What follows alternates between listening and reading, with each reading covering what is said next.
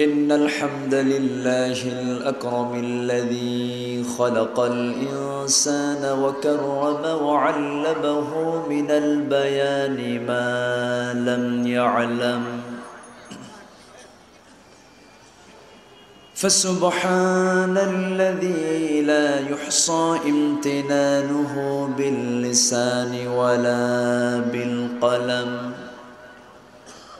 نشهد أن لا إله إلا الله وحده لا شريك له، ونشهد أن سيدنا وحبيبنا وطبيبنا وطبيب أرواحنا محمد الذي أرسله بالحق بشيرا ونذيرا وداعيا إلى الله بإذنه وسراجا وقمرا منيرا. فقد قال الله تعالى في كلامه المجيد وفرقانه الحميد: أعوذ بالله من الشيطان الرجيم. بسم الله الرحمن الرحيم. ما كان محمد أبا أحد من رجالكم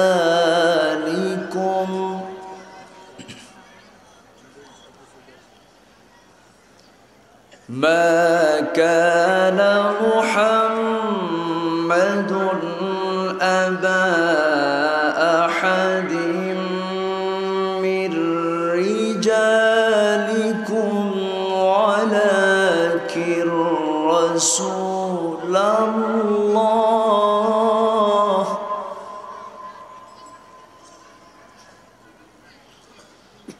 ولكن رسول الله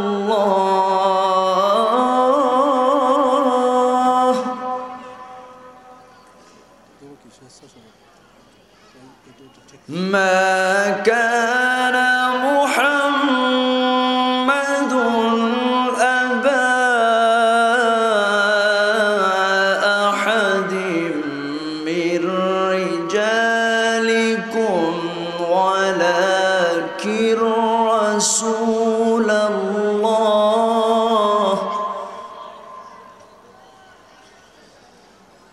ولكن رسول الله وخاتم النبيين.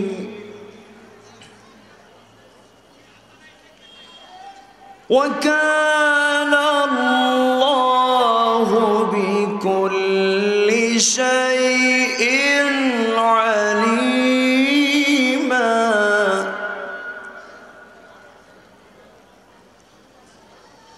يا أيها الذين آمنوا اذكروا الله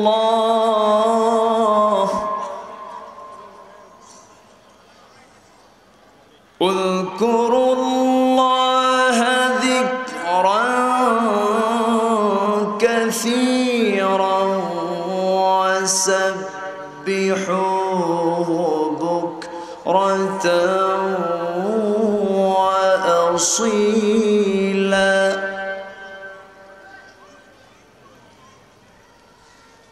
الله أكبر. بسم الله الرحمن الرحيم.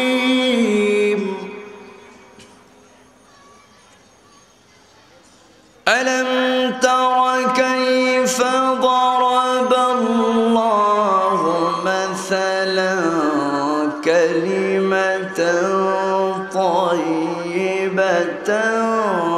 كشجرة طيبة أصلها ثابت وفرعها في السماء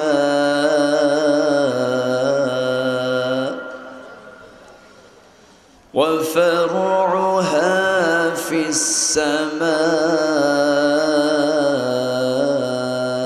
اللهم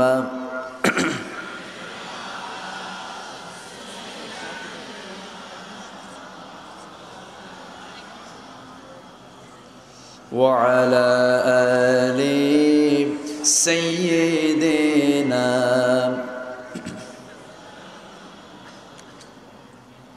সবাই একটু জোড় কণ্ঠে নবীর প্রেমে মাতোয়ারা হয়ে জবান খুলে প্রাণ খুলে বলেন আল্লাহুম্মা সাল্লি আলা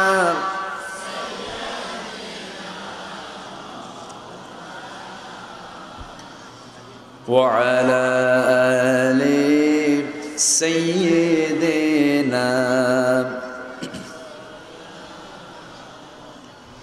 মনটা যদি হইতো পুবাল হাওয়া হইতো যদি শুভ্র কবুতর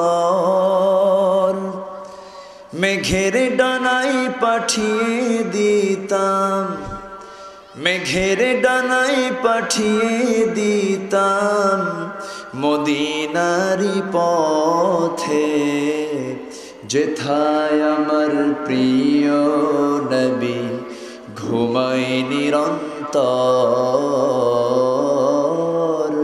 যেথায় আমার প্রিয় নবী ঘুমায় নিরন্তর আল্লাহুম্মা সাল্লি আলা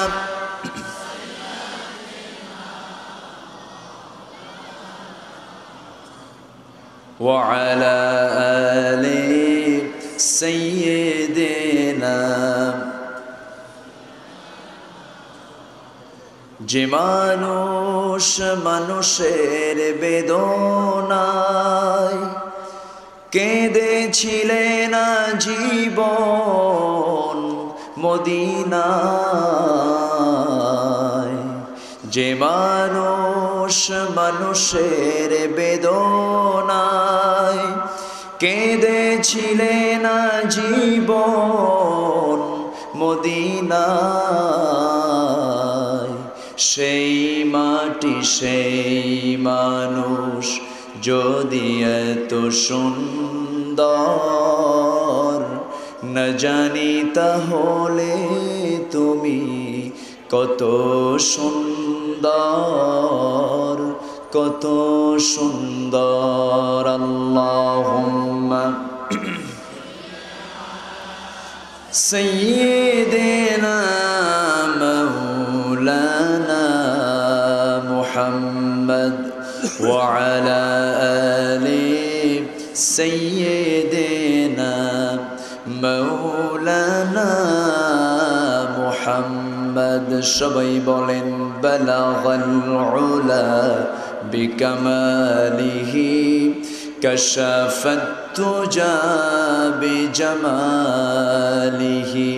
হাসনাত জামিউ খিসালিহি সাল্লু আলাইহি قوة عشق سے ہر پست کو بالا کر دے دہرمی اسم محمد سے اجالا کر دے بلغ العلا بکمالہ كشف التجا بجماله حسنت جميع خصاله صلوا عليه قدموں میں مصطفیٰ کی میرا منظر ہو खाक पाक होती है मैं खकसर होता बलगल उला बिकमालिही कशफत तुजा बिजमालिही हसनत जमीउ खिसालिही सल्लु अलैहि।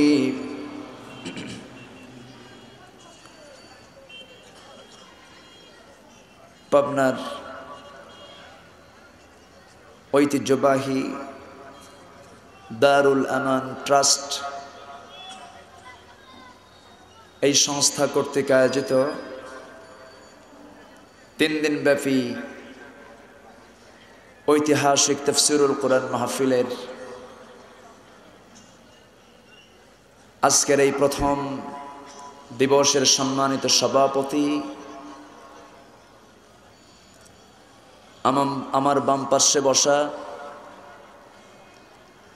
ইসলামী আন্দোলনের বলিষ্ঠ কণ্ঠস্বর, বিশিষ্ট ইসলামী চিন্তাবিদ মোহতারাম জনাব মাওলানা আব্দুর রহিম সাহেব আলোচনা রেখেছেন। যশোর নিবাসী মোহতারাম হযরত মাওলানা গিয়াসউদ্দিন সাহেব, মঞ্চবিষ্ট হযরত উলামায়ে কেরাম, ফুদালায়ে ইজম, সামনে উপস্থিত আজকের মাহফিলের সম্মানিত প্রধান আকর্ষণ, যাদেরকে কেন্দ্র করে আজকের এই মহৎ আয়োজন, সম্মানিত শ্রোতামণ্ডলী এবং পর্দার আড়ালে বসে থাকা অত্র এলাকার সম্মানিতা সরল মনা পর্দানশীনা মা এবং বোনেরা, আলোচনার সূচনায় আনুষ্ঠানিকতার মধ্য দিয়ে আমার পক্ষ থেকে আবারও হৃদয় নিংড়ানো প্রাণ উজাড় করানো সালাম, আসসালামু আলাইকুম ওয়া রাহমাতুল্লাহি তাআলা ওয়া বারাকাতুহু। আমরা আল্লাহ তাআলার শুকর আদায় করছি যে মহান আল্লাহ সুবহানাহু ওয়া তাআলা আমাদেরকে এমন একটি মহতী জায়গায়, এমন একটি পার্ট অফ হেভেন বাগে জান্নাহ, জান্নাতের এমন একটি টুকরায়, এমন একটি ফুল বাগানের ফুল হওয়ার সৌভাগ্য আমরা অর্জন করতে পেরেছি। যে মহান মাবুদ আমাদেরকে এখানে আসার মতো বসার মতো তৌফিক দিয়েছেন, সেই মহান জাল্লে শানুহুর দরবারে আমরা সবাই কালেমাত শুকর আদায় করছি, প্রাণ খুলে মোহাব্বতের সাথে কণ্ঠ উজাড় করে একযোগে বলে উঠছি আলহামদুলিল্লাহ। আর একটু চিৎকার দিয়ে বলেন আলহামদুলিল্লাহ, বলেন আল্লাহু আকবার, লা ইলাহা ইল্লাল্লাহ, আল্লাহু আকবার, আল্লাহু আকবার, ওয়ালিল্লাহিল হামদ, ওয়ালিল্লাহিল হামদ। আমরা আল্লাহ তাআলার শ্রেষ্ঠত্ব, বড়ত্ব, মহানত্ব, বিশালত্ব প্রকাশ করলাম। আসুন আমরা আলোচনার দিকে চলে যাই। এসেছি আমরা একটা কিতাবের আলোচনা শুনতে। সেই কিতাবের নাম কি বলেন তো? এই কিতাবটার নাম কি বলেন তো? এই কিতাবের যিনি অথার, এই কিতাব যার কথা, সেই রবের নাম কি? আমাদের রব কে? রব্বি আল্লাহ। যেরকম রব্বি আল্লাহ, যে মহান আল্লাহকে আমরা আমাদের সৃষ্টিকারী, আমাদের খালেক বলে মনে প্রাণে বিশ্বাস করি, সেই মহান সুবহানাহু ওয়া তাআলা আমাকে আপনাকে জীবন চলার পথ হিসাবে দিয়েছেন। আমার আপনার জন্য সবচেয়ে বড় নিয়ামত আর রহমান আল্লামাল কুরআন, সবচেয়ে দয়া করে করুণা করে আমাকে আল্লাহ রাব্বুল আলামিন কোরআন দিয়েছেন। পৃথিবীর সবচেয়ে বড় নিয়ামত হলো এই আল্লাহর কালাম। জোরে কোন সুবহানাল্লাহ। এই কালাম আমরা এখানে শুনতে এসেছি। যদি এই কোরআন যদি না থাকতো এই মাহফিলের মর্যাদা এত বেশি হতো না। রসুলের কবর যদি মদিনায় না থাকতো আমরা মদিনায় যেতাম না, যাওয়ার জরুরত এতটুকু ছিল না। যদি মক্কায় যদি মহান রবের কাবা যদি না থাকতো, ইন্না আউওয়ালা বাইতু, প্রথম ঘর যদি সেখানে না থাকতো, কাবা যদি না থাকতো, আমরা সেখানে মক্কায় যেতাম না। নামাজ যদি না থাকতো ওযু আমরা করতাম না। কোরআন আছে, আমরা এখানে এসেছি। জোরে কোন আলহামদুলিল্লাহ, জোরে কোন আলহামদুলিল্লাহ।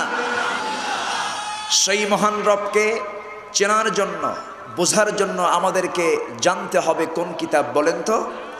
কোরআন। আমাকে আপনাকে জানতে হবে। আমার আল্লাহকে চেনার জন্য আমার আল্লাহর নামটাই যথেষ্ট। জোরে কোন সুবহানাল্লাহ। খ্রিস্টান তাদের প্রভুকে বলে গড। এরপর হিন্দুরা, বিধর্মী ভাইয়েরা তাদের মানে ঈশ্বর বলে থাকে, ভগবান বলে থাকে। আর আমরা আমাদের রবকে বলি কি? আমাদের ইলাহাকে আল্লাহ পাক। এই আল্লাহ শব্দটা গঠিত হলো 4টি হরফ দিয়ে। কয়টি হরফ দিয়ে? 4টি। এই 4টি হরফকে যদি এলোমেলো করেন তবু আমার রবের নাম ঠিক থেকে যায়। সুবহানাল্লাহ বলে। কেমনে ঠিক থাকলো? প্রথম হরফ হলো হামজা, আলিফ। এই আলিফটাকে বাদ দিয়ে দেন, আমার রবের নাম তবু ঠিক থেকে গেল। আল্লাহ রাব্বুল আলামিন বলছেন লিল্লাহি মা ফিস সামাওয়াতি ওয়া মা ফিল আরদ। আরেকটা নাম বাদ দিয়ে দেন, থাকি শুধু লাহু। আমার রবের নামের কোনো পরিবর্তন হলো না। আল্লাহ রাব্বুল আলামিন বলছেন লাহু মা ফিস সামাওয়াতি ওয়া মা ফিল আরদ। আরেকটা নাম বাদ দিয়ে দেন, থাকি শুধু হ্যাঁ। আমার রবের নামের কোনো চেঞ্জ হলো না, কোনো পরিবর্তন হলো না। আল্লাহ রাব্বুল আলামিন বলছেন মা যাল্লাযী ইয়াশফাউ ইনদাহু ইল্লা বিইযনিহি ইয়ালামু মা বাইনা আইদিহিম ওয়া মা খালফাহুম ওয়া লা ইউহীতুনা বিশাইইন মিন ইলমিহি ইল্লা বিমা শাআ। আমার রবের নামের কোনো চেঞ্জ হলো না। সেই মহান রবকে চেনার জন্য, বোঝার জন্য আমার আল্লাহ রাব্বুল আলামিন আমাকে সবচেয়ে বড় দয়া করে কোন কিতাবটা দিয়েছেন বলেন? আল্লাহকে আমরা চিনব, আল্লাহকে চেনার জন্য, আল্লাহকে বোঝার জন্য, আল্লাহকে জানার জন্য আল্লাহর কালামটাকে বেশি করে পড়তে হবে। আল্লাহ রাব্বুল আলামিন বলছেন তোমরা পড়ো। আমার নবীর কাছে যখন প্রথম ওহী যখন নাযিল হলো, পড়ার সম্পর্কই নবীকে আগে জানিয়ে দেওয়া হলো। আমার নবীজি জাবালে নূরে থাকেন। জাবালে নূরের গারে হেরার ভিতরে যখন অবস্থান করলেন, সত্য যখন প্রকাশিত হলো, ওহী যখন নাজিল হয়ে গেল, আমার নবীর প্রতি ওহীটা নাজিল হলো। আমার নবীকে প্রথম জানিয়ে দেওয়া হলো কি? ইকরা বিসমি রাব্বিকাল্লাযী খালাক খালাকাল ইনসানা মিন আলাক ইকরা ওয়া রাব্বুকাল আকরামুল্লাযী আল্লামা বিল কলম আল্লামাল ইনসানা মা লাম ইয়ালাম। হে নবী আপনি পড়েন। কার নামে? জোরে বলেন কার নামে? আল্লাহর নামে, যিনি মানুষকে সৃষ্টি করেছেন সেই মহান রবের নামে আপনি পড়েন। পড়া হলো দু প্রকার। এক পড়ায় আল্লাহর ওলি হয়, আরেক প্রকার পড়ায় সে আল্লাহকে ভুলে যায়। এক পড়া হলো ডান দিকের, আরেক পড়া হলো বাম দিকের। এক পন্থী হলো ডান, আরেকটা পন্থী হলো বাম। আর যারাই বামপন্থী তারাই রামপন্থী। জোরে বলেন ঠিক কিনা? আল্লাহ পাক ডানকে পছন্দ করেন। আমরা খাই বাম হাতে না ডান হাতে? বাম হাতে না ডান হাতে? আমাদের সমস্ত কাজগুলো বামে না ডানে? শুরু করি বামে না ডানে? যারা বামপন্থীর পরিচয় দিয়ে নিজেকে অত্যন্ত গর্বিত মনে করেন, বামের পক্ষে আল্লাহ নাই, আল্লাহ ডানের পক্ষে। জোরে বলেন ঠিক কিনা? আমার ভাইয়েরা, আমরা কোরআন নিয়ে বসেছি, কথা বলবো। কোরআনের মূল বক্তব্য কিন্তু একটাই, মূল বক্তব্য হচ্ছে লা ইলাহা, যেরকম লা ইলাহা, মূল বক্তব্য এটাই। কোরআনের পাতায় পাতায় একটাই কথা, আজানেও এই শব্দ, এরপরে জিহাদে ওই কালেমা, নামাজে ওই কালেমা, কোরআনের পাতায় পাতায় এই কালেমা। সবাই বলেন লা ইলাহা ইল্লাল্লাহু মুহাম্মাদুর রাসূলুল্লাহ সাল্লাল্লাহু আলাইহি ওয়াসাল্লাম। এই কালেমা হলো মুসলমানদের কবুলিয়ত নামা। মুসলমান যখন কালেমার ঘোষণা দিয়ে দিল, সে মুসলমানের অন্তর্ভুক্ত হয়ে গেল, হৃদয় দিয়ে, মৌখিক স্বীকৃতি দিয়ে এবং কাজেতে পরিণত করে যখন বলে ফেললো, তখন সে মুসলমানদের অন্তর্ভুক্ত হলো। আমার ভাইয়েরা, কিন্তু এই কবুল করার পরে, এই কালেমার ঘোষণা দেওয়ার পরে যদি সে শিরকের কাজে চলে যায়, যদি সে বেদাতের দিকে চলে যায়, যদি সে কুফুরি করে, তখন কি তার এই কালেমার হক আর থাকবে? কালেমার পথে সে থাকতে পারবে? থাকতে পারবে না। যদি কোনো লোক বিয়ে করার পর যদি তার স্ত্রীকে তালাক দিয়ে দেয়, সেই স্ত্রীকে কি সে আর নিতে পারবে? পারবে না। তখন তার স্ত্রী তার জন্য হালাল না হারাম? হালাল না হারাম? একদিকে মুসলমানের পরিচয় দেয়, আরেকদিকে নাস্তিকদের তৈরি করা আইনকে বিশ্বাস করে, এরা কোনোদিন মুসলমান হতে পারে না। জোরে বলেন ঠিক কিনা? আমাদের জীবন বিধানের নাম হলো ইসলাম। আমাদের জীবন বিধানের নাম কি? ইসলাম ছাড়া অন্য কোন আইন আল্লাহ পাক কবুল করবেন? কবুল করবেন? ঘোষণাকার আছে কোন কিতাবে? কোন কিতাবে আছে? আল্লাহ রাব্বুল আলামিন বলেন, ওয়া মান ইয়াবতাগি গায়রাল ইসলামি দীনান ফালান ইউকবালা মিনহু ওয়া হুয়া ফিল আখিরাতি মিনাল খাসিরিন।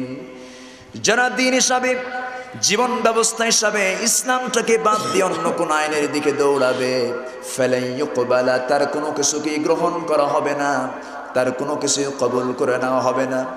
দুনিয়ার জিন্দেগিতে লাঞ্ছিত হবে, দুনিয়ার জিন্দেগিতে ঘৃণিত হয়ে যাবে, আখিরাতের জিন্দেগিতে ক্ষতিগ্রস্তদের অন্তর্ভুক্ত হয়ে যাবে।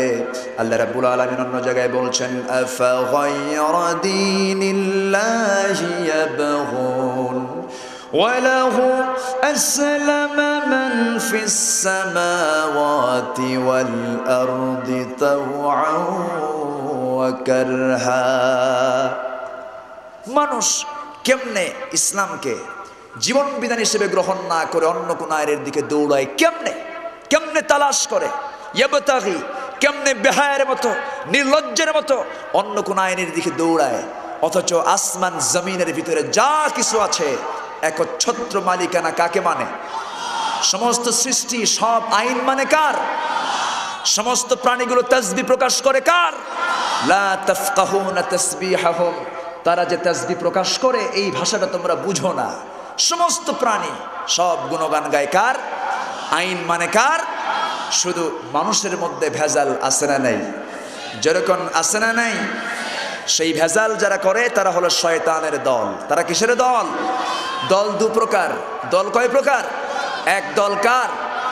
আরেক দল শয়তানের। এর মাঝামাঝি মুজাবজাবিন, এর মাঝামাঝি কোনো কিছুই নাই। দল হবে দুইটা, একটা হলো আল্লাহর, আরেকটা কার? আমরা কার দল করব? যেরকম কার? দুহাত উঁচু করে দেখাও।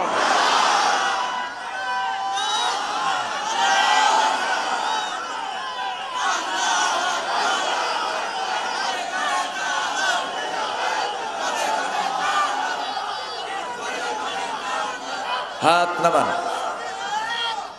হাত নামান। আমার ভাইয়েরা, সব কিছুই দুটো দুটো। অখলাকনাকুম আজওয়াজা, আমি তোমাদেরকে সৃষ্টি করেছি জোড়ায় জোড়ায়। ন্যায় অন্যায়, হালাল হারাম, দিন রাত, সত্য মিথ্যা, সব কিছু জোড়া না? সব কিছুই জোড়া। জান্নাত জাহান্নাম, যে কোনো একদিকে থাকতে হবে। হালালকে মানতে হবে, নয় হারামকে মানতে হবে। আমরা সত্যের পথে না মিথ্যার পথে? সত্যের পথে না মিথ্যার পথে? ডান দিকে না বাম দিকে? ডান দিকে শিখবো আমরা কোরআন। শিখবো কি বলেন তো? কোরআন। পড়বো আমরা কার নামে? বাচ্চাদেরকে স্কুলে পাঠানো হয়, স্কুলে চলে গেল বাচ্চা, স্কুলে গিয়ে পড়লো কি আগডুম বাগডুম ঘোড়ার ডিম। ঘোড়ার ডিম কি বাজারে পাওয়া যায়? একটা মিথ্যা কথা বাচ্চার সিনায় ঢুকানো হলো, বাচ্চার স্মৃতিতে একটা কোমল নরম স্মৃতিতে একটা মিথ্যা কবিতা ঢুকানো হলো। এরপর দাদার হাতে কলম ছিল, ছুঁড়ে মেরেছে, বড্ড লেগেছে, মানে ছোট্ট বাচ্চাকে বেয়াদব বানায় দেওয়া হলো। বাচ্চা কিছুদিন পরে বড় হলো, শিখলো কি আই ছেলেরা আই মেয়েরা ফুল তুলিতে যায়। এখানে উচিত ছিল বলা আই ছেলেরা ফুল তুলিতে যায়, কিন্তু আই ছেলেরা আই মেয়েরা ফুল তুলিতে যায়, পর্দার কোনো বালাই নাই। ফুল তুলে তুলে চলো আমরা প্রেম করে আমরা মামার বাড়িতে বেড়াতে যাই। আমার ভাইরা, এই সমস্ত কবিতাগুলো বাচ্চাদেরকে শেখানো হয়। চলে গেল কেজি স্কুল। কেজির ওজন বেশি না শেরের ওজন বেশি? হ্যাঁ, কেজির ওজন বেশি। এজন্য বাচ্চার যে গায়ের ওজন তার চেয়ে ওর মানে পিছনের ব্যাগের ওজন তার ডাবল। বাচ্চার ওজন যদি 10 হয়, ব্যাগের ওজন হলো 20 কেজি। চলে গেল কেজি স্কুলে, পড়তে শুরু করলো এই সমস্ত মিথ্যা কবিতাগুলো। বাচ্চা চলে এলো বাড়িতে, টেলিভিশন অন করলো। টেলিভিশন অন করে কি দেখলো? একা একা খেতে চাও, দরজা বন্ধ করে খাও। কি এগুলো আছে না নাই বলেন তো? তাহলে মানে চুরি করে খা। এই হলো আজকের সমাজের শিক্ষা ব্যবস্থা। এরপর অ্যাডভার্টাইজ কি হলো? একটা আরসি, একটা পেপসি, একটা পানীয়র অ্যাডভার্টাইজ করতে গিয়ে বলা হলো আরসির মজা কত, ও নারী তোমার মতো। যেখানেই যাই হাত বাড়ালেই পাই আরসির মজা কত। নাউজুবিল্লাহ। কর মেয়ের দাম কি আরসির বোতল? মেয়ের দাম ইসলামে আছে না নাই? মায়ের দাম হলো মায়ের পায়ের তলে জান্নাত। যেরকম সুবহানাল্লাহ। আর সেই মানুষ আজকে কোরআনের শিক্ষাকে বাদ দিয়ে এই বাম শিক্ষার দিকে এগুচ্ছে। যতটুকু ইসলাম শিক্ষা ছিল সেই ইসলাম শিক্ষাকেও শিক্ষা সিলেবাস থেকে উৎখাত করার ষড়যন্ত্র শুরু হয়েছে। আমরা আমাদের জীবনের শেষ রক্তবিন্দুতে হলেও কোরআন সুন্নাহ বিরোধী কোন আইন বাংলার জমিনে আমরা কায়েম হতে দেব না। সবাই কি রাজি আছেন? দুহাত উঁচু করে দেখান।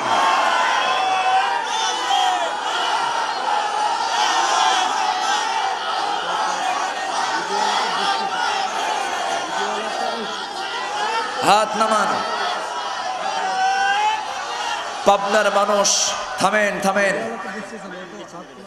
পাবনার মানুষ ইসলাম প্রিয়, আলহামদুলিল্লাহ।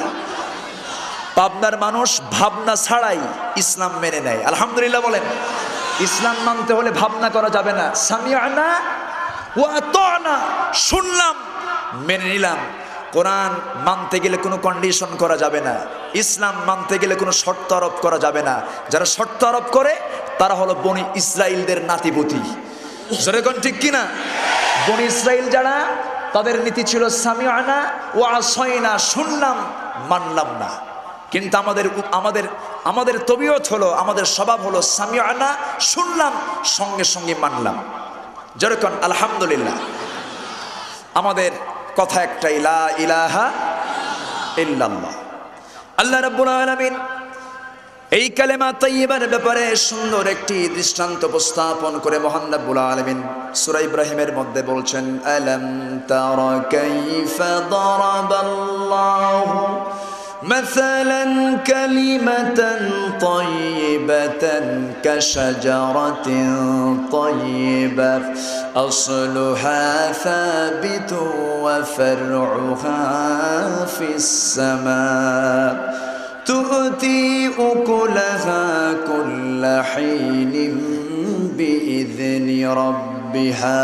জোরে বলেন আল্লাহু আকবার। হে নবী, আপনি কি লক্ষ্য করেন নাই কালেমা তাইয়্যিবার দৃষ্টান্ত হলো একটা মজবুত বৃক্ষের সঙ্গে আল্লাহ রাব্বুল আলামিন তুলনা করেছেন। সেই মজবুত বৃক্ষটা হলো পবিত্র বৃক্ষটা দিয়ে হাদিস শরীফে খেজুর গাছকে বোঝানো হয়েছে।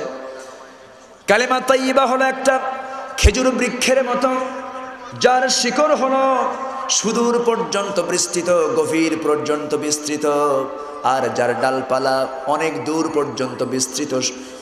এই রকম খেজুর বৃক্ষের সঙ্গে আল্লাহ রাব্বুল আলামিন তুলনা করে দিয়ে বুঝায় দিলেন, যেরকম হাজারো ঝড়ে সমস্ত কিছু উপরে চলে যায়, সমস্ত গাছগাছালি উপরে চলে গেলেও খেজুর গাছ এক পায়ে দাঁড়িয়ে থাকে। যেরকম সুবহানাল্লাহ।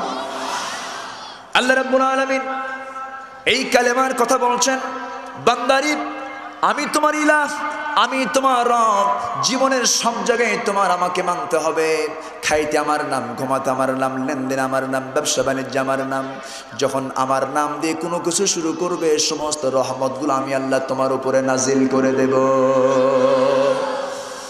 আমার বন্ধুগণ, আসুন আমরা কালাম খুলি। কালাম খুললে আমরা কার পরিচয় পেয়ে যাই বলেন তো? যেরকম কার পরিচয় পাই? আউযু বিল্লাহি মিনাশ শাইতানির রাজিম। বিসমিল্লাহির রহমানির রহিম। আলহামদুলিল্লাহি রাব্বিল আলামিন। আর রহমানির রহিম। মালিকি ইয়াউমিদ্দিন।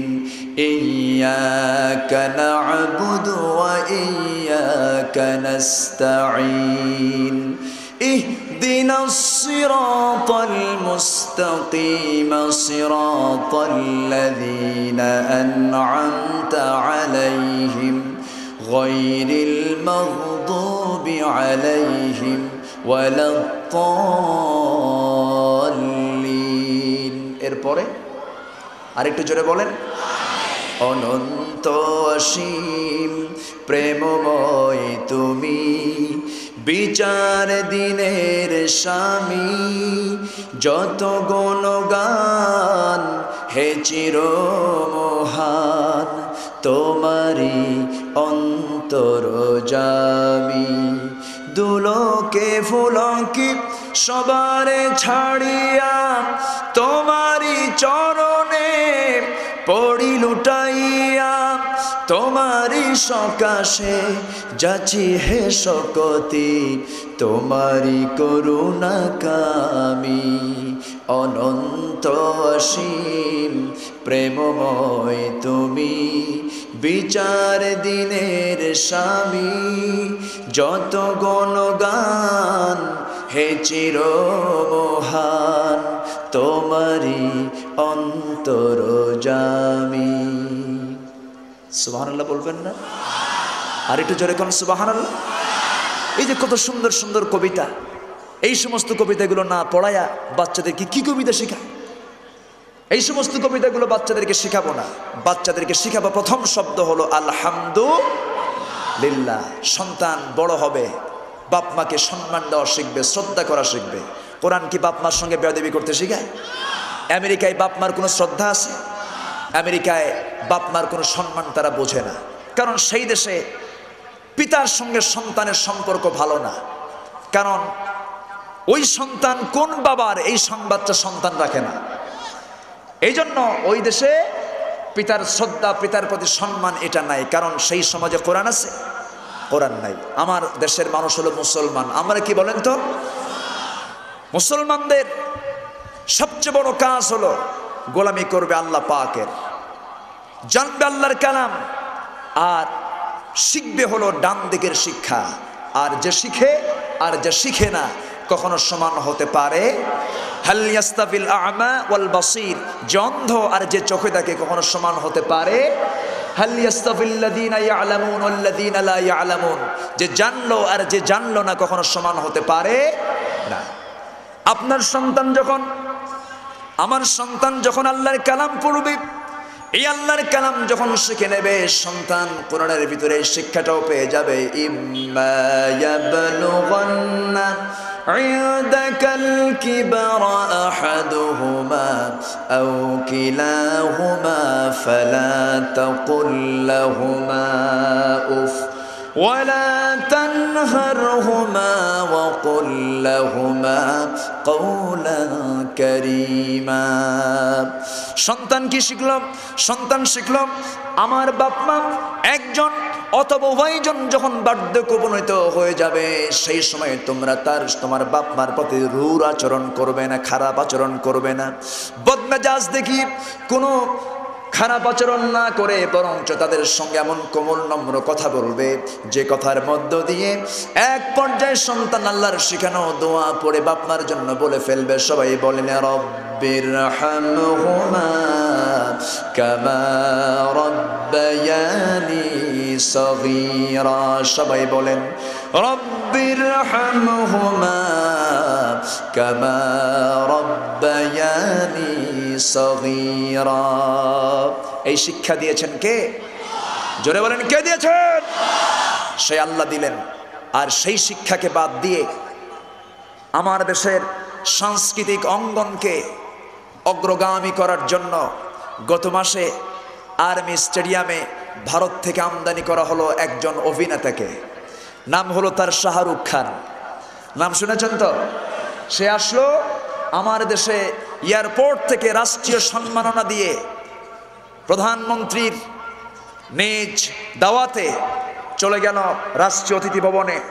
সেখানে তাকে সম্বর্ধনা দিয়ে তাকে পাঠানো হলো আর্মি স্টেডিয়ামে সর্বোচ্চ সিকিউরিটি দিয়ে। আসলো কোথায়? আসলো আর্মি স্টেডিয়ামে কনসার্টে যোগদান করতে। স্টেজে উঠলো বান্দরের মতো, উঠেই কোনো কথা নাই। দর্শকের গ্যালারি থেকে একটা মেয়েকে স্টেজে উঠায় নিয়ে কোনো পরিচয় নাই, একজন পরপুরুষ একজন পরনারীকে, কোনো কথা নাই, সোজা একখান চুমু এঁকে দিল। মেয়েটা বলল আমার জীবন ধন্য হলো, শাহরুখ আমাকে চুমু খেলো। যেরকম নাউজুবিল্লাহ। আর এই দৃশ্য দেখে অনেক উচ্চ পদস্থ ব্যক্তিরা হাতের তালি দিয়ে বাহাবা দিল, বুঝায় দিল আমরাও ওই রকম চরিত্রে। যেরকম নাউজুবিল্লাহ। এগুলো শিক্ষা নয়, এগুলো দিয়ে ইফটিজ বন্ধ হবে না। ইফটিজ বন্ধের জন্য প্রয়োজন কারাইন। যেরকম কারাইন। একদিকে মেয়েদেরকে অর্ধলাঙ্গ করে ঘর থেকে বের করে দেওয়া হচ্ছে, অন্যদিকে যুবককে বলা হলো তাকাবি না, কিন্তু তাকালেই কিন্তু ইফটিজে বানায় দেব। মেয়েরা সুপ্রিম পাওয়ার পেয়ে গেছে। এ পর্যন্ত 150 জন ছেলেকে ইফটিজিং এর আওতায় নিয়ে এসে ইফটিজার বানিয়ে জেল হাজতে ঢুকানো হলো। ভালো কথা, কিন্তু মেয়েদেরও এই ক্ষেত্রে দোষ আছে না নাই? আসতে পারেন আছে না নাই? মেয়েদের কি বোরকা পরার প্রয়োজন আছে? বোরকা পরা সুন্নত না ফরজ? পর্দা করা সুন্নত না ফরজ? এই হুকুম দিয়েছেন কে? বোরকার ব্যাপারে পর্দার ব্যাপারে কোনো কথা নাই। এইদিকে ইফটিজ বন্ধ করো, ইফটিজ বন্ধ করো। আমার ভাইয়েরা, যদি নদীতে মাছ মারতে যাই, মাছ মারলাম অনেকগুলো, কিন্তু যে খোলই, এলাকায় খোলই বলে না কি বলে, খোলয়ের তলা যদি না থাকে মাছ থাকবে? এইদিকে পর্দা নাই, ওইদিকে ইফটিজের আইন, কোনোদিন কাজ হবে না। জোরে বলেন ঠিক কিনা? আইন প্রয়োজন কার? মেয়েদের গায়ের কাপড় চোপড় নাই। মেয়ের এখন আর 3 পিস পরে না, পরে 2 পিস, 1 পিস বাদ। কেন? এর কারণ হলো যেহেতু পুরুষরা ওড়না পরে না, আমরাও ওড়না পরবো না। সমান অধিকার। ইসলাম নারীকে কখনো সমান অধিকার দিতে পারবে না, কারণ ইসলাম পুরুষের চাইতে নারীকে বেশি অধিকার দিয়ে দিয়েছে। এরা কাপড় চোপড় পরে ছাড়লো। চুলটা কালো ছিল, চুলটা কালো আর রাখে না। সেই চুল এখন ওয়েস্টার্ন কালচারে ওদের চুল লাল, কালো চুল লাল বানায় ফেললো। যুবকদের পোশাকের কোনো সাইজ বাইজ নাই। এখন যুবকদের এখন মেয়েরার কানে দুল দেয় না, সেই দুল এখন আসছে পুরুষের কানে। কানে একখান দুল, হাতে কয়েকখান বালা, এরপরে গলায় কিছু মালা, আর কোমরে একখান বেল্টের তালা। প্যান্ট এমন পরে প্যান্টের পকেট হাঁটুর তলে, টান মারলেই খুলে পড়ে। আর প্যান্টের ভিতরে 1000 তালি। যদি বলা হয় তোমার বাপ তো কোটিপতি, কিন্তু তোমার পকেটে এত তালি কেন, প্যান্ট এত তালি কেন? হুজুর এটা তালি না, এটা মডেল। এটা হলো যুবকদের পোশাক। ইসলাম শিক্ষা অর্জন করলে আজকে যুবকদের চরিত্র এরকম হতো না। জোরে বলেন ঠিক কিনা? আমার নবীজি বলেছেন, প্রথম নজর মাফ, দ্বিতীয় নজরটা পাপ। মেয়েদের দিকে প্রথমবার তাকালে আল্লাহ পাক মাফ করে দেন, আলহামদুলিল্লাহ বলেন। দ্বিতীয় নজরটা কি? পাপ। এক যুবক বলতেছে, হুজুর প্রথমবার যেহেতু তাকানো জায়েজই আছে, তাহলে প্রথম নজরই 100টে 1 ঘন্টা 1 তালে এইরকম করে চাই থাকবো? জোরে কোন নাউজুবিল্লাহ। যুবক, কোন যুবতীর দিকে নজর গেলে পরে প্রথমেই মনে করতে হবে যে মেয়েটার দিকে আমি তাকাচ্ছি, এই মেয়েটা কারো না কারো বোন, কারো না কারো মা, কারো না কারো খালা। এই চিন্তা করলে আমার বাড়িতেও একটা বোন এরকম আছে, এই চিন্তা করলে সে কখনো এইরকম করে ফেল করে তাকাবে না। শিক্ষা দিয়েছেন মুহাম্মদ রাসূলুল্লাহ। প্রয়োজন কার শিক্ষা? প্রয়োজন কোন কিতাবের শিক্ষা? কোরআনের শিক্ষা আমাদেরকে জানতে হবে। আর কোরআনের মূল বক্তব্য হলো লা ইলাহা ইল্লাল্লাহ। প্রথম পরিচয় পাইলাম কার? আল্লাহ পাক। আল্লাহর পরিচয়টা কি? কালেমা তাইয়্যিবার দুইটা অংশ, একটা অংশ হলো লা ইলাহা ইল্লাল্লাহ, আর একটা অংশ হলো মুহাম্মদুর রাসূলুল্লাহ।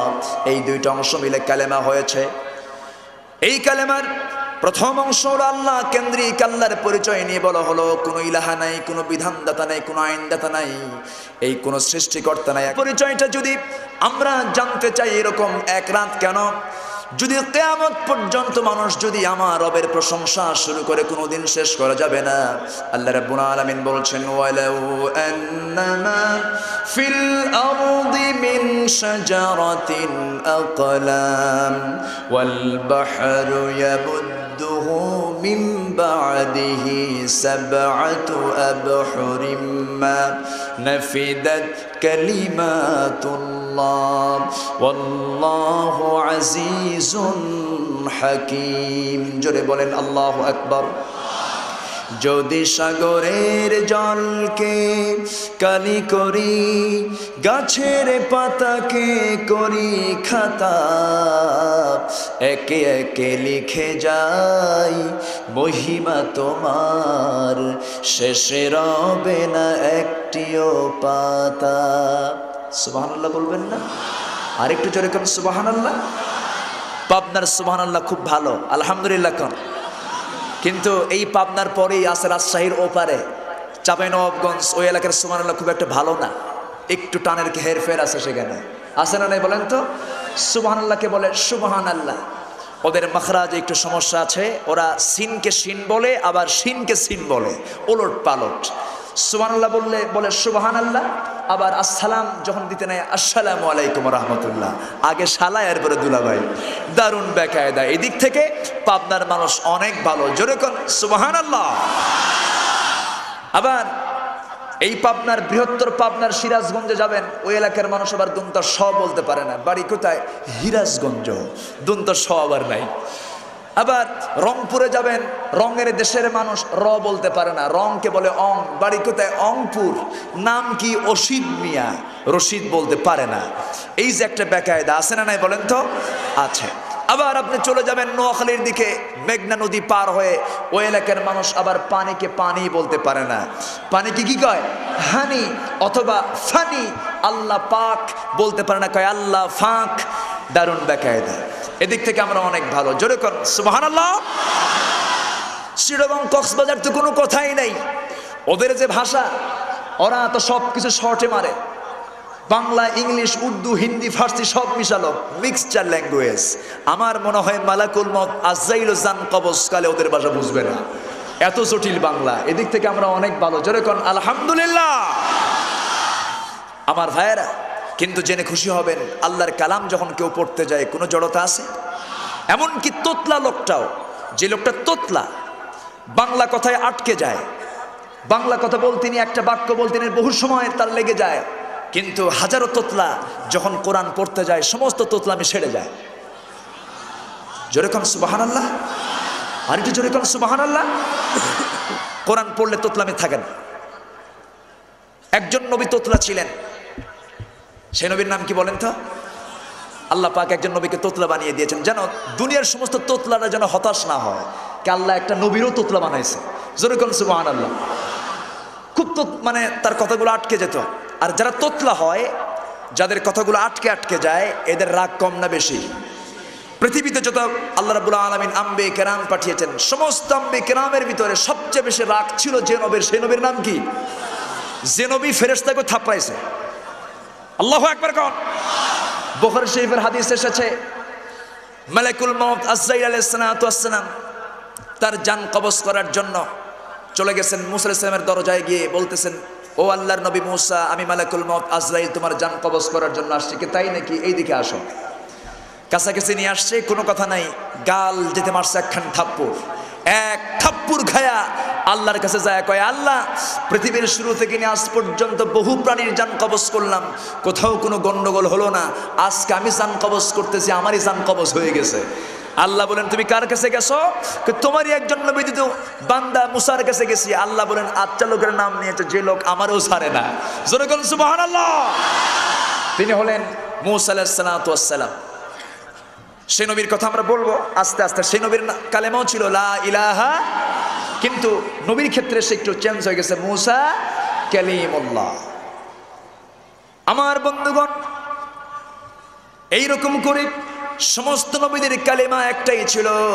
আদম আলাইহিস সালামের কালেমা ছিল, সবাই বলেন লা ইলাহা ইল্লাল্লাহু আদামু সাফিয়ুল্লাহ।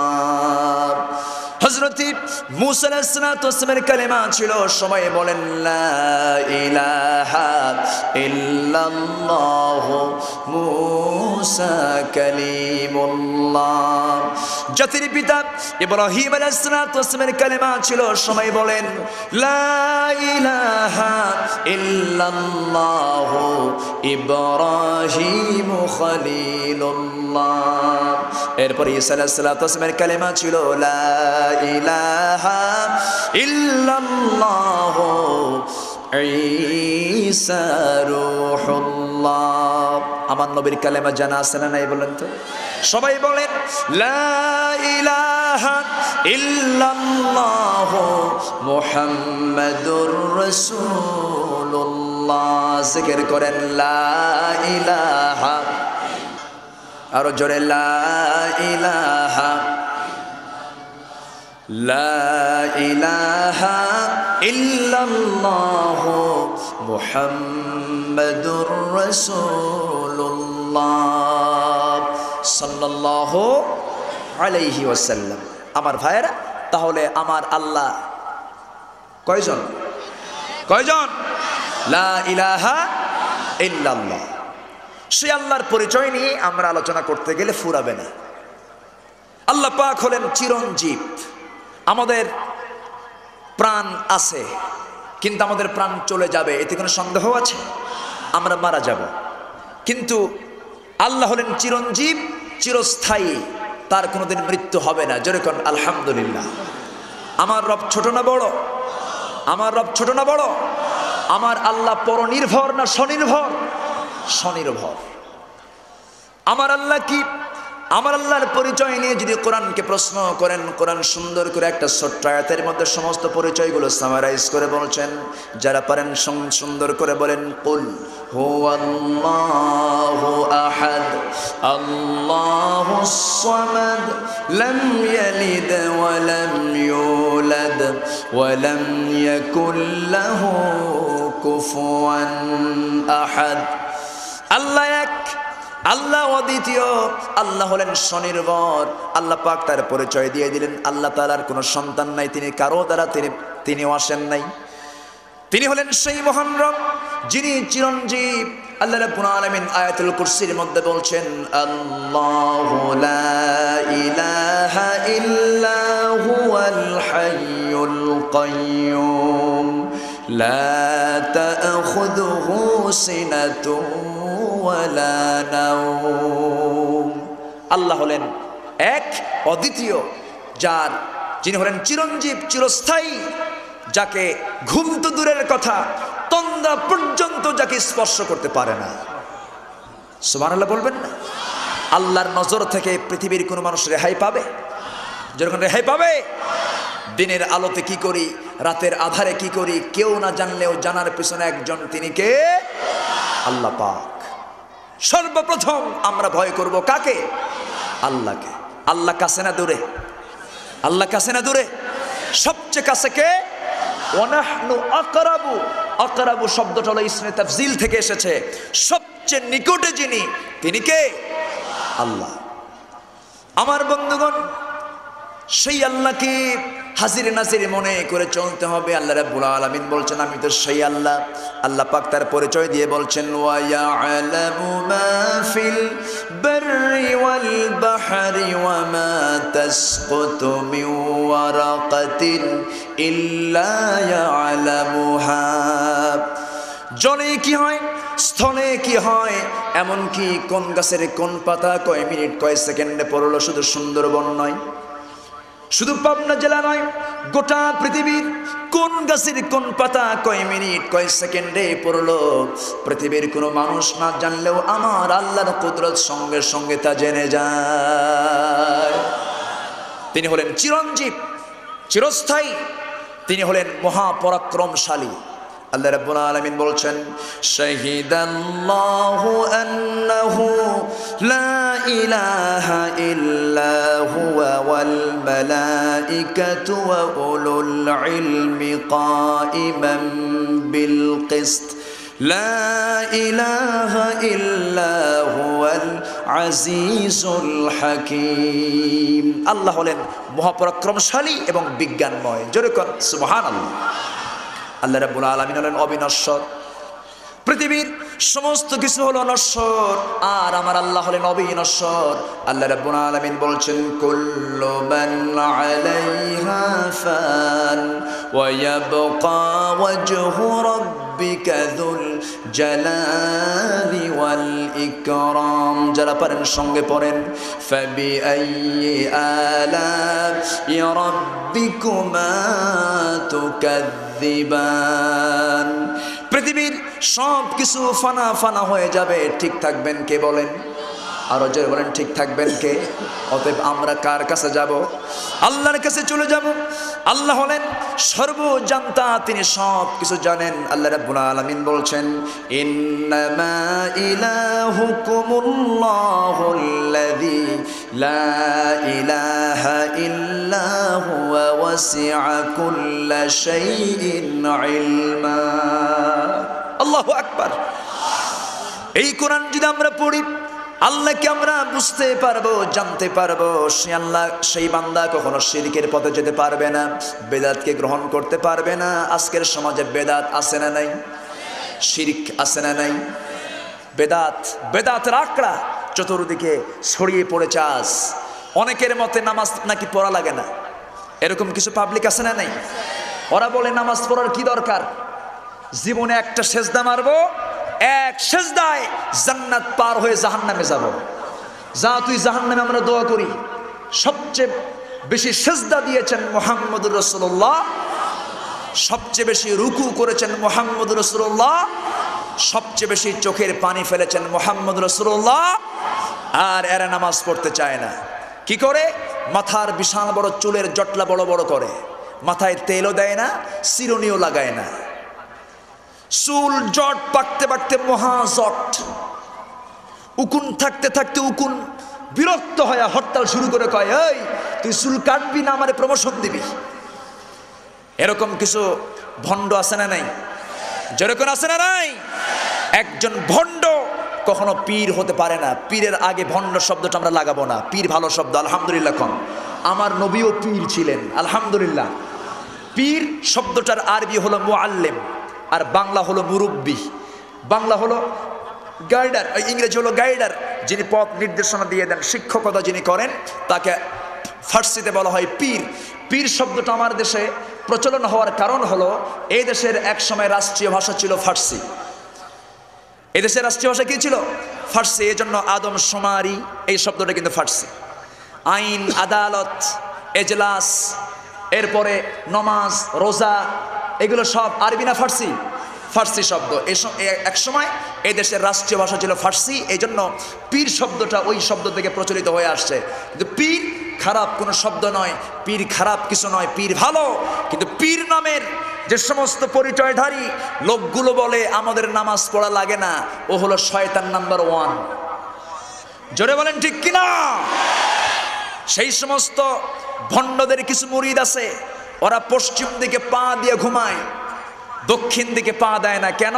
কি পীর সাহেবের বাড়ি দক্ষিণ দিকে, এই জন্য পা দেয় না। ওই দুই পা একদম লাঠি দিয়ে পিটায় সই করা দরকার। জোরে বলেন ঠিক কিনা? আমার ভাইয়েরা, এই সমস্ত ভণ্ডদের আস্তানাও কিন্তু কম নাই।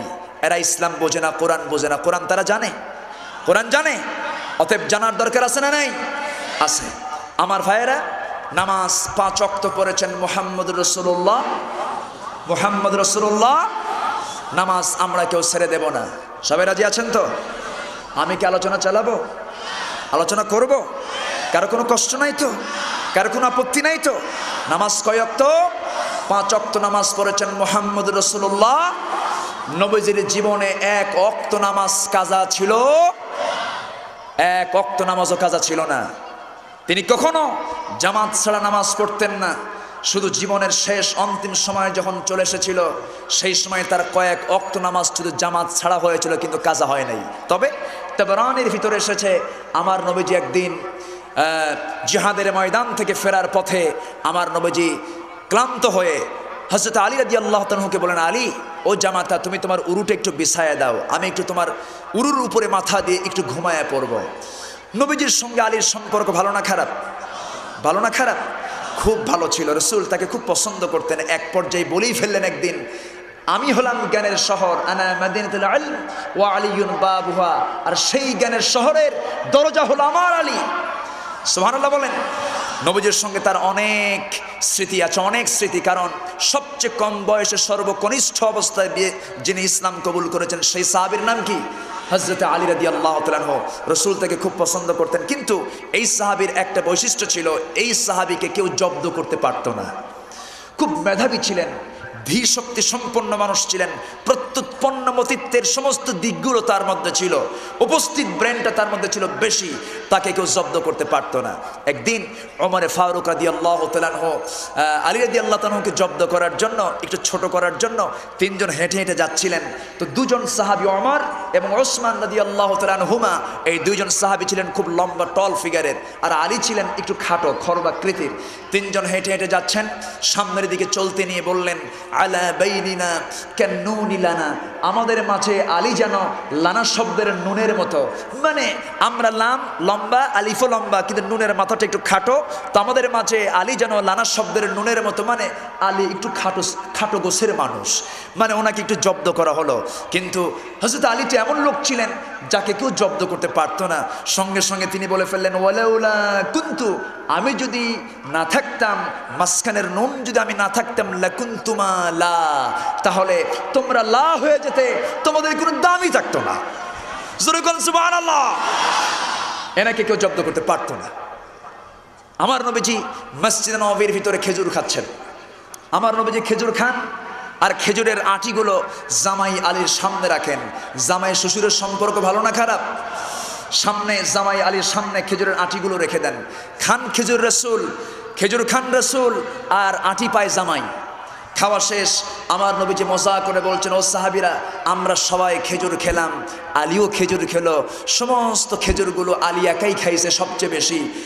সঙ্গে সঙ্গে আলী রাদিয়াল্লাহু তাআলা বলছেন, আমার প্রিয় ভাইয়েরা, রাসূল করিম সাল্লাল্লাহু আলাইহি ওয়াসাল্লাম এতক্ষণ ধরে যে কথাগুলো বললেন 100% সত্য কথা। আমি বেশি খাই, এটা আমার জন্য মানানসই। কেন? আমি হলাম আসাদুল্লাহিল গালিব, আমার বেশি খাওয়াটা মানায়।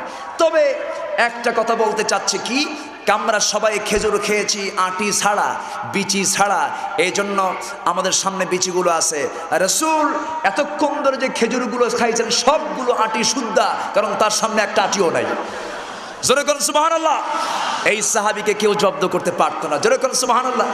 যখন ওনার খেলাফত আমল, মুয়াবিয়া রাদিয়াল্লাহু তাআলা আনহু এবং আলী রাদিয়াল্লাহু তাআলার মধ্যে একটা যখন দ্বন্দ্ব শুরু হলো, তখন কিছু সংখ্যক মুসলমান তাকে প্রশ্ন করে বসলো, জো আলী, প্রথম খলিফার সময় গন্ডগোল লাগলো না, দ্বিতীয় খেলাফতের আমলে গন্ডগোল লাগলো না, তৃতীয় খলিফার সময় গন্ডগোল লাগলো না, আপনার সময় এই গন্ডগোল কেন হলো? তিনি বললেন, প্রথম খলিফার সময় আমি আলী তার পাশে ছিলাম, দ্বিতীয় খলিফার সময় ওমরের পাশে আমি ছিলাম, আর যে ওমর আমার ব্যাপারে বলেছেন, লাউলা আলিয়ুন লাহালাকা ওমর, আমার পাশে যদি আলী না থাকতো ওমর ধ্বংস হয়ে যেত। সেই দ্বিতীয় খলিফার পাশে আমি আলী ছিলাম স্টিল, তৃতীয় খলিফার সময় আমি তার পাশে স্টিল ছিলাম, সেজন্য গন্ডগোল লাগে নাই। কিন্তু আমার সময় আমার মতো আলী আরেকটা নাই, এই জন্য গন্ডগোল লাগছে। জোরে বলেন সুবহানাল্লাহ। মানে এই সাহাবীকে কেউ কথায় কাজে কোনোদিন কেউ জব্দ করতে পারে নাই। আল্লাহু আকবার। এই জন্য রাসূল তাকে জ্ঞানের খেতাব পর্যন্ত দিয়েছেন। সেই রাসূল বললেন, আলী তুমি একটু তোমার পাটা একটু বিছায় দাও। আমার নবীজি উরুর উপরে মাথা দিয়ে শুয়ে পড়েছেন, ক্লান্ত শরীর, শ্রান্ত হয়ে তিনি ঘুমিয়ে পড়েছেন। গভীর ঘুম হয়ে গেছে। যখন জোহর পার করে নামাজ পড়ে যখন ঘুমিয়ে পড়েছেন, আসর গড়ে গেল, সন্ধ্যা ঘনীভূত হইল, চতুর্দিকে অন্ধকার নেমে এসেছে, সূর্যাস্তমিত হয়ে গেছে। এমন সময় আমার নবীজি ঘুম থেকে জাগা পেয়ে দেখেন আসরের নামাজের সময় পার হয়ে গেছে। আমার নবীজি সঙ্গে সঙ্গে আলী রাদিয়াল্লাহু তাআলাকে লক্ষ্য করে বললেন, আলী আমাকে কেন তুমি আসরের সময় ডাক দিলে না? নামাজ তোমার কাজা হয়ে গেল, এক ওয়াক্ত নামাজ তার কখনো ফিরে পাবো না। সঙ্গে সঙ্গে আলী রাদিয়াল্লাহু তাআলা বলছেন, ইয়া রাসূলুল্লাহি আমি যখন দেখতে পেলাম আপনার ঘুমের গভীরত্ব, আপনি গভীর ঘুমের মধ্যে আছেন, আপনাকে মোহাব্বত করতে গিয়ে আমি আপনাকে ঘুমের মধ্যে আর ডাক দেই নাই। আমার নবীজি হযরত আলীকে সঙ্গে করে নিয়ে দুহাত তুলে আল্লাহর দরবারে প্রার্থনা করে বলেন, আল্লাহ গো আমার আলী আমার মহব্বত আমাকে ডাক দেয় নাই, কিন্তু মেহেরবানি করে আমি নবী আমার নামাজ কাজা হয়ে গেলে কেমন হয়, মেহেরবানি করে আসরের 4 রাকাত নামাজ আমার পড়ার মতো সুযোগ তুমি আল্লাহ পয়দা করে দাও। যেরকম সুবহানাল্লাহ। নবীজির দোয়া কবুল না মিস, চাইতে দেরি পাইতে দেরি নাই, আলহামদুলিল্লাহ। যখন চেয়েছেন তখনই পেয়ে গেছেন, কারণ তার মধ্যে দোয়া কবুলের শর্ত ছিল কি ছিল না? আমাদের দোয়া কবুল হয় না কেন? শর্ত নাই। দোয়া কবুলের যে পজিশন, সেই পজিশনটা আমরা তৈরি করতে পারি না, এই জন্য দোয়া কবুল হয় না। আমার নবীজি দোয়া যখন করলেন সঙ্গে সঙ্গে দোয়া মঞ্জুর হয়ে গেল। সঙ্গে সঙ্গে দেখা গেল ডুবন্ত সূর্য পুনরুদয় হয়ে গেল। পাহাড়ে ঘেঁষে ঘেঁষে হলদে আকারের, হলদে রঙের সূর্যের কিরণ চতুর্দিকে ছড়িয়ে পড়ল। আমার নবীজি হযরত আলী রাদিয়াল্লাহু তাআলাকে সঙ্গে করে নিয়ে 4 রাকাত নামাজ তিনি জামাত আদায় করে নিলেন। নামাজ আমরা কেউ কাজা করব? আমার নবীজি দুনিয়া থেকে যখন বিদায় হয়ে যাবেন, বিদায়ের কথা ছিল নামাজ। আমার নবীজি নামাজের ব্যাপারে খুব সতর্ক থাকতেন। নামাজের ব্যাপারে তিনি কখনো কাউকে মাফ করতেন না। আমার নবীজি দুনিয়া থেকে যখন বিদায় হয়ে যাবেন, নবীজি একবার হোশ একবারে বেহোশ। মায়েশা হাদিসটা বর্ণনা করেন, আমার নবীজি আমার উপরে মাথা দিয়ে শুয়ে থাকলেন। শুয়ে থাকার পর তিনি শুয়ে আছেন, প্রচণ্ড মাথা ব্যথা শুরু হয়ে গেল। প্রচণ্ড মাথা ব্যথা, মাথার যন্ত্রণায় ছটফট করছেন। আমার নবীজি একবার বসেন, একবার ওঠেন, একবার তিনি ওঠার চেষ্টা করেন কিন্তু পারেন না। আমি নবীজির মাথায় পানি দিয়ে দিলাম। নবীজি ঠান্ডা শান্ত হয়ে গেলেন। কিছুক্ষণ পর কান্নার কণ্ঠে বেলাল রাদিয়াল্লাহু তাআলা যখন আযান দিয়ে দিলেন, নামাজের সময় ঘনিয়ে আসলো। আমার নবীজি আমার উরু থেকে ওঠার জন্য বারবার চেষ্টা চালালেন, বসলেন কিন্তু দাঁড়াতে পারলেন না। বললেন, আয়েশা রে, বুঝতে পেরেছি আমি নবীজি আর জামাতে নামাজ আদায় করতে পারবো না, তাড়াতাড়ি তোমার বাবা আবু বকর সিদ্দিক রাদিয়াল্লাহু তাআলাকে বলো সে যেন আমার জায়গায় দাঁড়িয়ে সে যেন নামাজের ইমামতের দায়িত্ব পালন করে নেয়। আমার নবীজি এই কথা বলার পর হযরত আয়েশা সিদ্দিকা রাদিয়াল্লাহু তাআলা চোখের পানি ফেলে দিয়া তার বাবাকে ডাক দিলেন, বলেন, আব্বাজান আমার রাসূল এই কথাটা বলে দিলেন।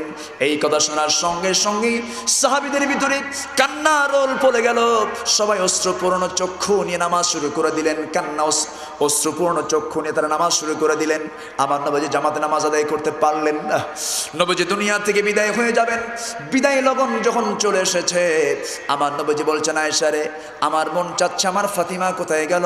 সঙ্গে সঙ্গে আমার নবীজির সঙ্গে শেষ সাক্ষাৎ করার জন্য ফাতিমা রাদিয়াল্লাহু তাআলা নবীজিকে দেখার জন্য নবীজির ঘরের মধ্যে ঢুকলেন, হুজরাখানার মধ্যে ঢুকলেন। হুজরাখানার মধ্যে ঢোকা মাত্রই নবীজির চেহারার দিকে যখন তিনি নজর দিলেন, চক্ষু বেয়ে পানিগুলো গড়ে গড়ে পড়তেছে। আমার নবীজি সবার কান্না সহ্য করতে পারতেন, কিন্তু ফাতিমার কান্না নবীজির কখনো সহ্য হতো না। আমার নবীজি সঙ্গে সঙ্গে বললেন, বুখারীর হাদিসের মধ্যে এসেছে, আমার নবীজি হাতের ইশারা দিয়ে তাকে টেনে আনলেন। এরপরে কি করলেন, কানের মধ্যে মুখটা ঢুকায় দিলেন। মুখটা ঢুকায় দিয়ে আস্তে আস্তে বলে ফেললেন, ফাতিমা কাদার কোনো প্রয়োজন নাই, কাদার দিন শেষ হয়ে গেছে। তোমার পিতা বিশ্বনবী কিছুক্ষণের মধ্যেই দুনিয়া থেকে বিদায় হয়ে যাবে। আর এই কথা জেনে রেখে দিও, আমার মৃত্যুর পর তোমারও মৃত্যু হয়ে যাবে। আর আলেমে বারজাখের জিন্দেগিতে, কবরের জিন্দেগিতে তোমার সঙ্গে আমার প্রথম সাক্ষাৎ আমার আল্লাহ ঘটাইয়া দিবেন। এই কথা বলে তিনি বিদায় হয়ে গেলেন। বিদায় হয়ে যাবেন, বিদায় যখন দেওয়া হলো, ফাতিমার কান্না বন্ধ হয়ে গেল। হাস্যোজ্জ্বল চেহারা নিয়ে তিনি দরজা খোলার জন্য রওনা করলেন। দরজা যখন খুলবেন, দরজা খোলার সঙ্গে সঙ্গেই ভিতর সন্ত্রস্ত হয়ে দরজা লাগায় দিলেন। আমার নবীজি বলছেন, ফাতিমা কার জন্য দরজা লাগাও? এবার তিনি বলছেন, আব্বাজান বাইরে কে যেন দাঁড়ানো, আসমান জমিন বরাবর তার চেহারা। আমার নবীজি বললেন, ও ফাতিমা, যার জন্য তুমি দরজা লাগাচ্ছ তার আসার জন্য কোনো দরজাও লাগে না, জানালাও লাগে না। লা ইস্তাখিরুনা সাআতাও ওয়া লা ইস্তাকদিমুন। সময় যখন হয়ে যায় সঙ্গে সঙ্গে সেই মালাকুল মউত হাজির হয়ে যায়। দরজা খুলে দাও, দরজা খুলে দাও, কোনো লাভ হবে না। যখন দরজা খুলে দেওয়া হলো, মালাকুল মউত আজরাইল আমার নবীজির জান কবজ করার জন্য আসলেন। আমার নবীজি তখন শুয়েছিলেন, উরুর উপরে মাথা দিয়ে শুয়ে আছেন। নবীজির নজর পড়ে আছে উহুদের ময়দানের দিকে, উহুদ পাহাড়ের দিকে। আমার নবীজি তিনি তাকিয়ে আছেন। নবীজি উহুদ পাহাড়ের ব্যাপারে বলেন, এই উহুদ পাহাড় আমাকে ভালোবাসে, উহুদ পাহাড়কে আমি ভালোবাসি। সেই উহুদ পাহাড়ের দিকে আমার নবীজি যখন নজর দিয়ে আছেন, সঙ্গে সঙ্গে মালাকুল মউত আমার নবীজির সামনে গিয়ে দাঁড়ালেন, সালাম দিলেন। নবীজির জান কবজ হবে, নবীজির সামনে এসে বসলেন। বলছেন, ইয়া রাসূলুল্লাহি, পৃথিবীর শুরু থেকে আজ পর্যন্ত বহু প্রাণীর জান কবজ করেছি, আমি আজরাইল আপনার জানটা কবজ করার জন্য আসছি। আমি আজরাইল ওয়াদা করে ফেললাম, আপনাকে অত্যন্ত আসান করে আমি আজরাইল আজকে আপনার জানটা কবজ করব। নবীজির বুকের উপরে যখন তার কুদরতি হাতটা রেখে দিলেন, আমার নবীজির সহ্য হলো না, হাতটা টান মেরে সরাইয়া দিলেন। বলেন, আজরাইল তোমার হাত যেন আমার কাছে মনে হলো তোমার হাত নয়, যেন মনে হলো উহুদ পাহাড় দেখতেছে, উহুদ পাহাড় যেন তুমি আমার বুকের উপরে চাপাইয়া দিয়েছো। আবার যখন হাতটা রাখা হলো, রাসূল বললেন, ও আজরাইল তাড়াতাড়ি হাতটা সরায় নাও, এবার সহ্য হয় না। এবার যেন মনে হলো ওই যে আসমান যেন আমার বুকের উপরে চাপাইয়া দিয়েছো। আবার যখন হাতটা রাখা হলো, রাসূল চিৎকার দিলেন, আর সহ্য হলো না। রাসূল বললেন, ও আজরাইল এবার যেন মনে হলো শুধু উহুদ পাহাড় নয়, শুধু আসমান নয়, জমিন নয়, গোটা পৃথিবী যেন তুমি আমার বুকের উপরে চাপাইয়া দিয়েছো। ওরে আজরাইল, এই যদি হয় মৃত্যুর যন্ত্রণা, এই যদি হয় মৃত্যুর কষ্ট, সব যন্ত্রণা সব কষ্টগুলো আমাকে দিয়ে দাও, কিন্তু মৃত্যুর সময় আমার প্রাণের উম্মতের এত কষ্ট হবে, আমি তার দ্বীনের নবী মুহাম্মদ হয়ে সইতে পারবো না। জোরে কোন সুবহানাল্লাহ। নবীজি আমার দুনিয়া থেকে বিদায় হয়ে যাবেন। এবার বলছেন, আয়েশা রে, আমি ওই যে দুনিয়া থেকে বিদায় হয়ে যাব, শোনো আয়েশা, দেখো তো ঘরের মধ্যে কোনো কিছু আছে নাকি। ঘরের মধ্যে তন্ন তন্ন করে খুঁজে আয়েশা বলছেন, ইয়া রাসূলুল্লাহি, ঘরের মধ্যে তেমন কিছু নাই। একটা আছে কি পানির মশক, একটা চামড়ার চাদর আছে, আর কিছুই নাই। পানি পান করার জন্য একটা গ্লাস আছে। আমার নবীজি বলেন, না এছাড়াও কিছু থাকতে পারে। যখন সঙ্গে সঙ্গে দেখা হলো 6 খণ্ড স্বর্ণের টুকরা নবীজির সামনে নিয়ে আসা হলো। আমার নবীজি 6 খণ্ড স্বর্ণের টুকরাদের মধ্যে নিয়ে বলেন, আয়েশা, বিশ্বনবীর ঘরে 6 খণ্ড স্বর্ণের টুকরাও রাখতে চাই না। এই 6 খণ্ড স্বর্ণের টুকরা দিন প্রতিষ্ঠার আন্দোলনে আমি বিশ্বনবী দান করে গেলাম। নবীজি দুনিয়া থেকে যখন বিদায় হয়ে যাবেন, এবার বললেন, আয়েশা, আমার বুঝি বিদায় লগন হয়ে গেল। একটা জিনিস জেনে রাখবে আয়েশা, ওরে আয়েশা, আসসালাত আসসালাত আইমা মালাকাত আইমানুকুম, নামাজ নামাজ নামাজ উম্মতেরা কখনো ছেড়ে দিবা না। জোরে কোন সুবহানাল্লাহ। নামাজ কয় ওয়াক্ত? 5 ওয়াক্ত। নামাজ কিন্তু মূলত 5 ওয়াক্ত ছিল না, নামাজ ছিল 50 ওয়াক্ত। কয় ওয়াক্ত ছিল? 50 ওয়াক্ত ছিল। পাস হয়েছিল 50। নবীজি মেরাজে যখন গেলেন, মেরাজ থেকে যখন নামাজ নিয়ে আসলেন, 50 সালাতান, 50 ওয়াক্ত নামাজ নিয়ে তিনি নেমে আসলেন। আসমান টপকিয়ে টপকিয়ে আসছেন, 7টা আসমান। এক আসমানে একজন নবীর সঙ্গে দেখা হলো। সেই নবীর নাম কি? সেই নবীর নাম কি?